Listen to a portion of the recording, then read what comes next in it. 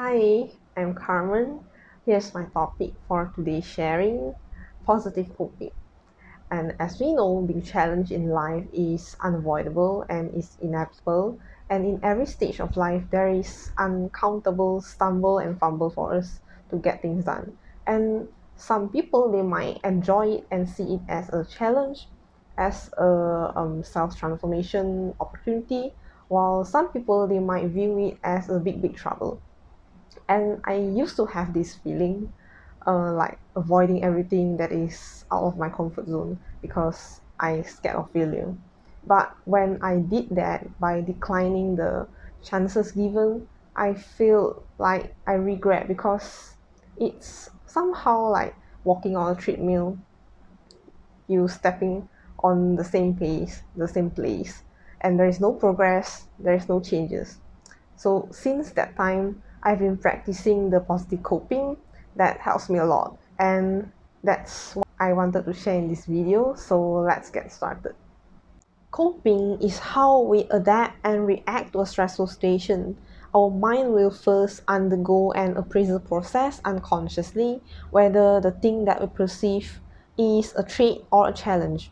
If we see it as a threat or a harm, therefore certainly we will have a negative feelings because we expect no positive outcome from that incident or that thing we perceive.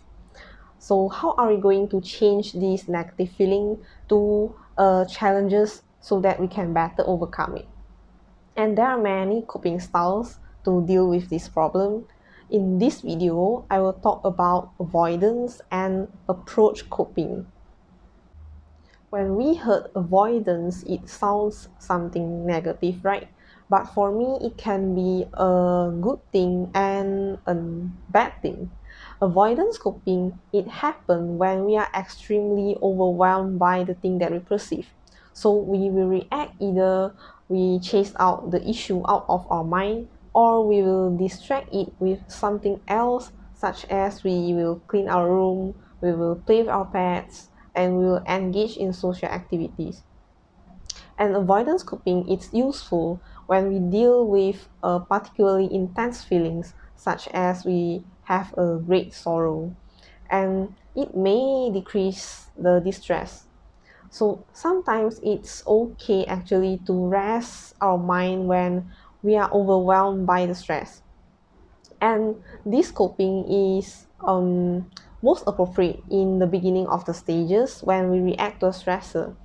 But try to avoid to use it in the long term because it can bring a larger distress afterwards. The second coping is approach coping, is that we will become an active problem solver, and by applying this it will help us in the long run. So how are we going to achieve that? The first point is that stop making assumptions.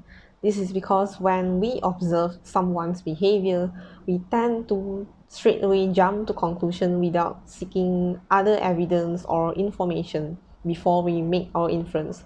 And from this, we will overthinking and we create problem where there's actually no problem. It's better that we stop making assumptions and we seek for information first before we make our inference or we make our conclusion. The second point is responding when we feel a lot of stress. It means that we are no longer in a avoidance stage, but we started to plan. So the first thing is we need to consider what is reasonably in our control. For example, what are the internal resources, the external resources that we can make use of. For example, our resilience, our mindfulness, or the social support and the environmental support that we can use to respond to our stressor. When we plan wisely and we sort out the resources that we have, we will know ourselves better and we also can deal with the problem better. The third point is that be a better communicator, be assertive.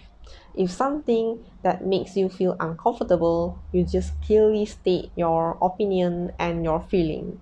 And don't be afraid because sometimes people, they are okay and they take your opinion well. But we are the one that can't get used to it because feeling ourselves so demanding and proposing so many requests to others. But it's okay to advocate your right and appropriately, politely standing up for yourself, speaking up your opinion, your thinking, your suggestion, because it's a process of let people knowing you and getting know each other. And there is a last thing that I would like to conclude is that there's no wrong if we want to take a break, but not forever. And if you don't step forward, you will always be in the same place. And be flexible using different coping with different problems.